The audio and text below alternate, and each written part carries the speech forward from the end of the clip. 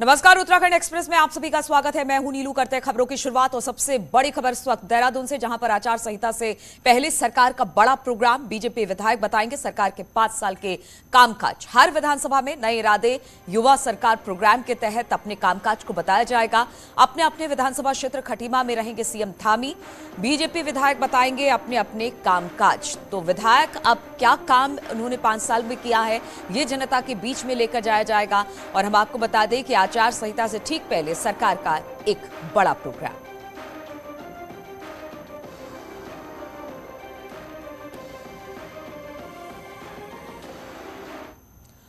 तो सियासी उथल पुथल के चलते बीजेपी भले ही अपनी सरकार के 4 साल के जश्न को सेलिब्रेट नहीं कर पाई हो, लेकिन अब चुनाव से ठीक पहले सरकार के 5 साल पर मेगा इवेंट की तैयारी चल रही है।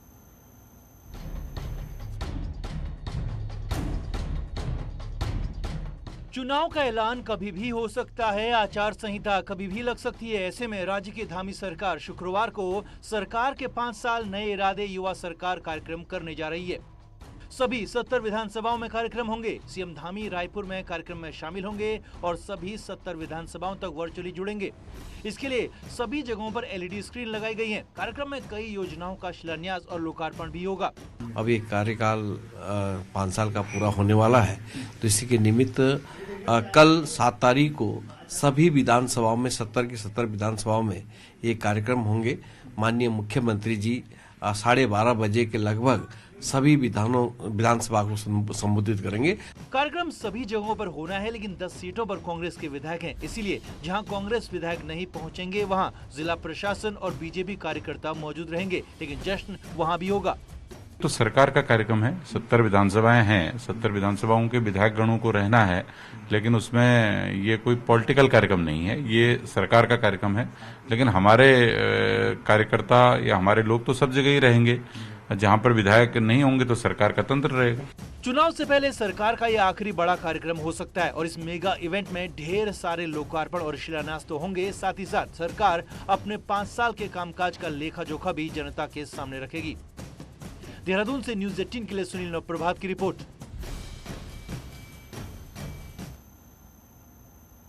और इसी पर बातचीत करने के लिए दीपांकर इस वक्त हमारे साथ जुड़ गए हैं। दीपांकर, आचार संहिता कभी भी लागू हो सकती है, तारीखों की घोषणा चुनाव को लेकर कभी भी हो सकती है। ऐसे में अब बीजेपी कहीं ना कहीं अपने कामकाज को जनता के बीच में, जो इस कोविड काल में पीछे रह गई चीजें या फिर बहुत सारी ऐसी चीजें हैं जो लोगों को नहीं मिल पाई, इसको बताने की कोशिश इस जनसंवाद में।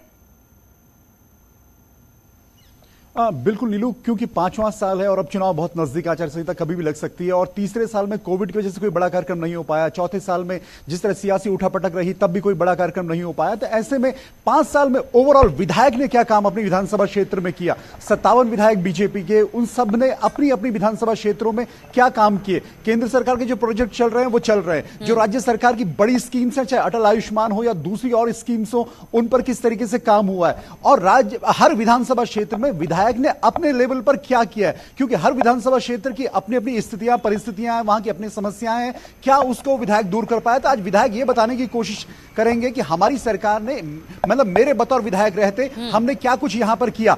और क्योंकि 5वां साल है, धामी सरकार के 6 महीने 4 तारीख को कंप्लीट हुए हैं, तो पुष्कर सिंह धामी का यह कहना है कि जो कुछ मैं डिलीवर कर सकता था वो मैंने डिलीवर किया है। अब जनता को तय करना है कि वो क्या रिजल्ट देती है। तो आज 70 विधानसभाओं में एलईडीज लगा के पूरा एक प्रसारण होगा इस कार्यक्रम का। मुख्यमंत्री पुष्कर सिंह धामी अपने विधानसभा क्षेत्र खटीमा में रहेंगे, तो वहां से मुख्यमंत्री भी ये बताने की कोशिश करेंगे कि 6 महीने का कार्यकाल उनका रहा, उसमें किस तरीके से उन्होंने योजनाओं को आगे बढ़ाया और ओवरऑल 5 साल में क्या कुछ बीजेपी की सरकार ने राज्य के लिए किया। तो राज्य सरकार का यह आज सबसे बड़ा कार्यक्रम और माना जा रहा है कि आचार संहिता से पहले सरकार का यह सबसे बड़ा प्रोग्राम है, जिसमें सरकार बिल्कुल दीपांकर, राज्य सरकार की तरफ से इस कार्यक्रम को रखा गया है। 70 विधानसभा सीटों में ये सभी विधायक जो होंगे वो अपने अपने कामकाज को बताएंगे, लेकिन 10 सीटें ऐसी है जिस पर कांग्रेस इस वक्त काबिज है। तो उनका क्या वो पहुंच रहे हैं, उनकी तरफ से किस तरह की प्रतिक्रिया इसको लेकर मिल रही है, क्या वो कार्यक्रम में शामिल होंगे?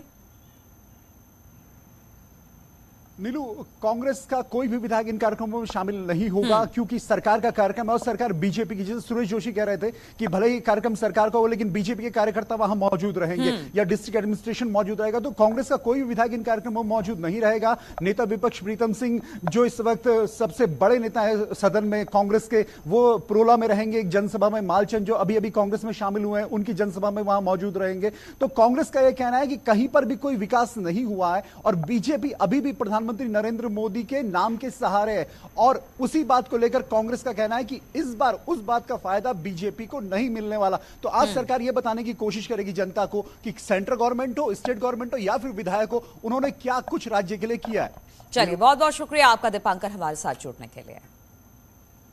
और सबसे अब बात करते हैं बड़ी खबर की, तो काशीपुर में आ रही है जो पूर्व सीएम हरीश रावत की सुरक्षा में बड़ी चूक सामने आई है। हरीश रावत की जनसभा के मंच पर एक शख्स चाकू लेकर पहुंच गया।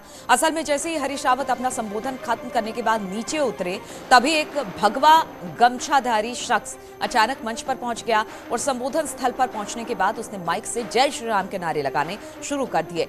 इस दौरान जब माइक को बंद कर दिया गया तो शख्स ने चाकू निकाल लिया और वहां मौजूद लोगों को डराने की कोशिश करने लगा। चाकू लिए हुए शख्स के आने के बाद अफरा तफरी मच गई। तुरंत ही शख्स को काबू में किया गया। हरीश रावत यहां पर रामलीला मैदान में सभा को संबोधित करने पहुंचे थे, जहां पर यह शख्स मंच पर चढ़कर इस तरह से करता दिखाई दिया।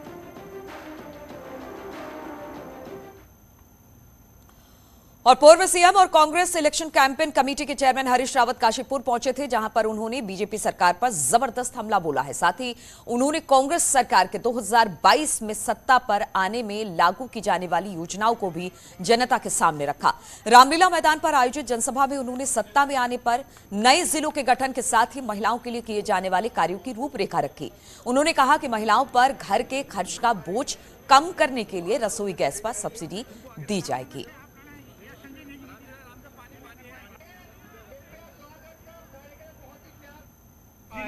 हाँ, जिले भी बनाएंगे और पहले 2 साल के अंदर ही जिलों का निर्माण करेंगे, नए जिलों। इसके अलावा महिलाओं के लिए जिसमें काशीपुर का जिला भी सम्मिलित हो। महिलाओं के लिए हम उत्तराखंड को महिला उद्यमिता का और महिला पौष्टिकता का जो है हब बनाएंगे। सिलेंडर को लेकर हाँ, हम सिलेंडर में का भार जो है महिलाओं के ऊपर कम है, घर के चूल्हे पर कम हो, उसके लिए गैस पर सब्सिडी दें। और देहरादून की चक्राता विधानसभा के साहिया में आयोजित कांग्रेसी सम्मेलन में नेता प्रतिपक्ष प्रीतम सिंह पहुंचे और उन्होंने बीजेपी सरकार को जुमलेबाजी वाली सरकार करार दिया। उन्होंने कहा कि बीजेपी जुमलेबाजी कर जनता को गुमराह करती है। प्रीतम सिंह ने बीजेपी पर हमला करते हुए कहा कि बीते रोज पंजाब में प्रधानमंत्री नरेंद्र मोदी ने रैली में भीड़ कम होने की सूचना पर एक और जुमला फेंका है। प्रधानमंत्री को यह बताना चाहिए कि आखिर उन्हें खतरा किससे है। 15-15 लाख आपके खातों में और हमारे खातों में आए, तो ऐसा ही जुमला कल भी कर दिया, क्योंकि जनसभा में लोग नहीं थे, इसलिए उन्होंने जो है ये ढोंग रच दिया। और शहर में एक भवन में स्थित मोबिल ऑयल और कंप्यूटर की दुकान में अचानक आग लग गई। दुकान में रखे मोबिल ऑयल के स्टॉक में आग पहुंचने के बाद आग की लपटें निकलनी शुरू हो गई। इससे वहां पर अफरा तफरी का माहौल हो गया। सूचना पर दमकल विभाग की 8 गाड़ियां मौके पर पहुंचकर किसी तरह से आग पर काबू पाने में कामयाब रही। आग के विकराल रूप को देखते हुए क्षेत्र की बिजली काटने के साथ ही बिल्डिंग की दीवार भी तोड़नी पड़ी। आग से दुकानदारों को भारी नुकसान होने का अनुमान है और आग की वजह से शॉर्ट सर्किट बताई जा रही है।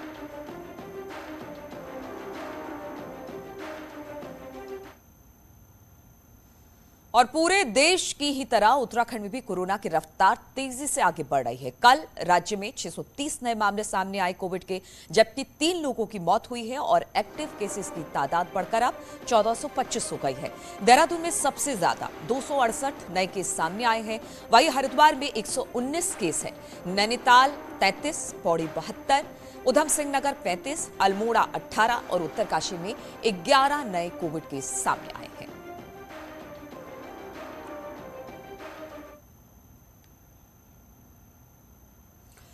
और कोरोना के बढ़ते मामले को देखते हुए देहरादून सचिवालय को आम जनता के लिए एक बार फिर से बंद कर दिया गया है। सचिवालय प्रशासन ने बाहरी लोगों की एंट्री पर रोक लगा दी है।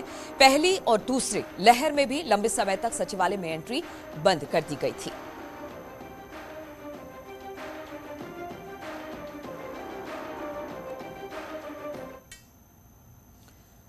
और मुख्यमंत्री धामी का कहना है कि राज्य में कोविड के हालात पर उनकी नजर बनी हुई है और जरूरत पड़ी तो कड़े से कड़े कदम उठाने की भी तैयारी सरकार ने कर रखी है। संहिता कभी भी लग सकती है और कोरोना के केसेस भी राज्य में लगातार बढ़ रहे हैं। मुख्यमंत्री पुष्कर सिंह धामी हमारे साथ हैं। सर, कोविड के केसेस जिस तरह के बढ़ रहे हैं, चिंता बढ़ी। कल हमने मंत्रिमंडल की बैठक में इसके सभी पहलुओं पर विचार किया है और हम भी इसका ठीक से आकलन कर रहे हैं। हमारे लिए जान माल की सुरक्षा सबसे पहले है। उसके लिए अगर हमें जो है कोई कड़े कदम भी उठाने पड़ेंगे तो हम कड़े कदम भी उठाएंगे। इसकी रूटीन मॉनिटरिंग आप कर रहे हैं? हाँ, निश्चित रूप से डेली की मॉनिटरिंग चल रही है। कल हमने मंत्रिमंडल में विस्तार से इसकी चर्चा की है और हमने हर पहलुओं का इस पर गहन समीक्षा करने के बाद कुछ चीजें निकली हैं, उसके आधार पर हम आगे और फैसले लेंगे। सवाल, कांग्रेस ने रैलियां कैंसिल की, प्रियंका गांधी की रैली उन्होंने कोविड की वजह से कैंसिल किया और प्रदेश अध्यक्ष का कहना है कि बाकी दल भी ऐसा करें। मतलब नहीं, हम सब समीक्षा कर रहे हैं और हमने कहा है कि हम कोविड को लेकर लोगों के जान माल से किसी भी कीमत पर कोई भी समझौता नहीं करेंगे। और नैनीताल हाईकोर्ट ने राज्य सरकार की खनन नीति पर रोक लगा दी है। हाईकोर्ट ने मामले पर सरकार को नोटिस जारी किया है और 4 हफ्ते में जवाब दाखिल करने का आदेश भी दिया। राज्य सरकार 28 अक्टूबर 2021 को खनन नीति लेकर आई थी। राज्य सरकार की इस खनन नीति को सत्येंद्र कुमार तोमर ने चुनौती देते हुए कहा कि सरकार खनन नीति असंवैधानिक है। राज्य सरकार ने खनन नीति में प्राइवेट माइनिंग खोल दी है और बिना नीलामी के पहाड़ों में कटान की अनुमति दे दी गई है। और माननीय न्यायालय ने आज इसमें संज्ञान लिया, नोटिस किया और इस इम्प्यून्ड सरकार की नीति को स्टे किया है।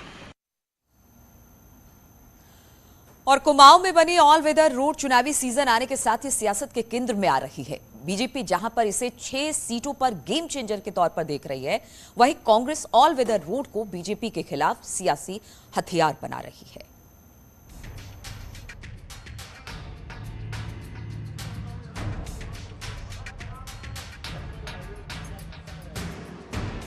टनकपुर से पिथौरागढ़ के लिए बनी ऑल वेदर रोड पर सियासी घमासान शुरू हो गया है। करीब 150 किलोमीटर की इस रोड के बनने में 1200 करोड़ रुपए खर्च हुए हैं। बीजेपी का दावा है कि ऑल वेदर रोड बनने से चंपावत और पिथौरागढ़ की राह तो आसान हुई, साथ ही साथ इन दोनों जिलों में पर्यटन कारोबार भी चमचमाती रोड से परवान चढ़ेगा और इसका सीधा सियासी फायदा बीजेपी को मिलेगा। ये सारे काम जो हो रहे हैं उससे पर्वतीय क्षेत्र के लोगों में एक भारतीय जनता पार्टी को लेकर के उत्साह है और वो उत्साह निश्चित तौर पर राजनीतिक क्षेत्र में हम काम कर रहे हैं तो वोटों में तब्दील होगा और बहुत बड़ा बेनिफिट्स हमको होगा, ऐसा मुझे लगता है। चंपावत और पिथौरागढ़ में 6 विधानसभा सीटें। बीजेपी को भरोसा है कि इन सीटों पर ऑल वेदर रोड का लाभ पार्टी को मिलेगा, लेकिन कांग्रेस इसी मुद्दे को लेकर बीजेपी पर हमलावर है।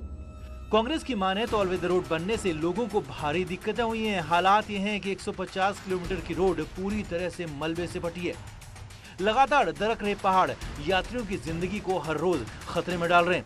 ऐसे में ऑल वेदर रोड का फायदा मिलने के बजाय बीजेपी को इसकी कीमत चुकानी पड़ेगी। जो स्थिति ऑल वेदर रोड की है वो सबके सामने है। इससे बेहतर तो जो पुरानी रोड थी उसकी स्थिति ठीक थी, कम से कम समय पर लोग बाग अपने घर पहुंच जाते थे। आज आप देख रहे हैं कि महीने भर ऑल वेदर रोड बंद रह रही है और आप उदाहरण देख रहे हैं टनकपुर से पिथौरागढ़ की क्या स्थिति है आपके सामने है। 6 विधानसभा सीटों पर ऑल वेदर रोड क्या गुल खिलाती है ये तो वक्त बताएगा, लेकिन इतना जरूर है कि बीजेपी जहां इस रोड को चुनाव में बढ़ाना चाहती है, वहीं कांग्रेस उसकी हवा निकालने का कोई भी मौका हाथ से जाने देना नहीं चाहती। न्यूज़ 18 के लिए पिथौरागढ़ से विजयवर्धन उप्रेती की रिपोर्ट। और रुकेंगे यहाँ पर छोटे से ब्रेक के लिए।